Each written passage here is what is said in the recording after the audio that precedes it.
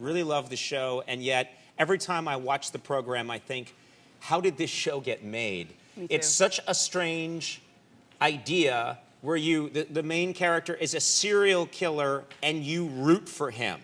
You know? Yeah. It's amazing. It's like it's like a challenge. They say to the writers, come up with a show where you root for the serial killer.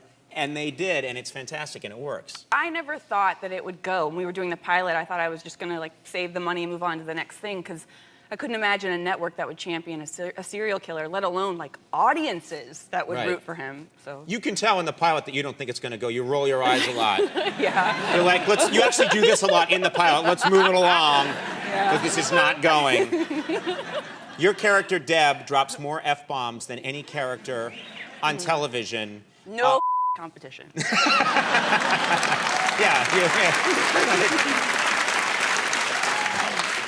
My question is, because it's such a smart show, cast is so great, so well done, a lot of these shows move on to another life after they've been on Showtime or on HBO, and how are they going to do that with this show? Right. Because in every scene, you come running in with the F-bomb. Yeah. Well, they've thought about this, and I do ADR, you know, you do additional recording where I cover up the bad words just in case it ever ended up on regular TV. On Nickelodeon. Yeah, so instead of... It's going to be on Nickelodeon. I read it in the trades today, yeah. So, someone killed SpongeBob. So instead of saying, like, hey, you douche, I'll say, like, hey, you peanut butter and jelly sandwich. Like, what are you doing here? I know. So, I'm really in a bad mouth today. But, so, sorry. But that never, like, I don't know if you've all seen, like, when The Sopranos is on now, and they've changed the words around, and it's like, oh, you bologna sandwich, you. Like, it's not the same. Yeah. You get very intense and strange fan mail.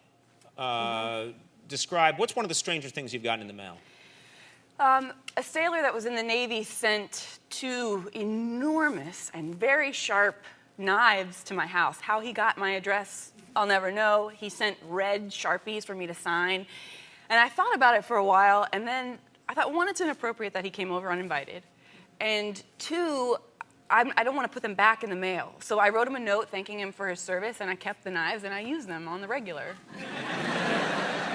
Use them how? No, come on. I've left a trail of murder. I don't take my work home with me. No, but that's weird, too. He wasn't irritated that he didn't get it. But it's strange. I don't know what his feelings were about. Yeah, people come up with odd things for you to sign. You know, that's routine. But I've never heard of, no one's ever sent me giant knives. I would find that a little disturbing. Michael has had people come up and ask to have their picture taken with like a knife at their throat or like a syringe on their throat.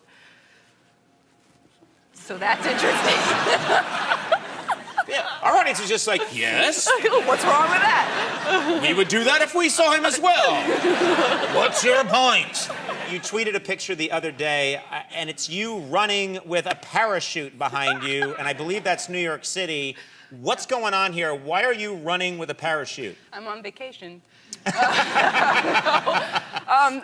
I wanted to, everything that interests me right now, I'm trying to take classes in. So I wanted to learn to box, and my boxing coach knows that I'm a runner, so he wants me to run properly before I start really boxing. So that's part of it. It slows me down so he can see my form. It hurts. No, wait a minute. It doesn't seem right. Can't he just videotape you running and then slow that down? Well, he does both. I think he's playing a practical joke on you. Yeah, and getting paid for it. Wear this parachute. It helps with my process. Yeah.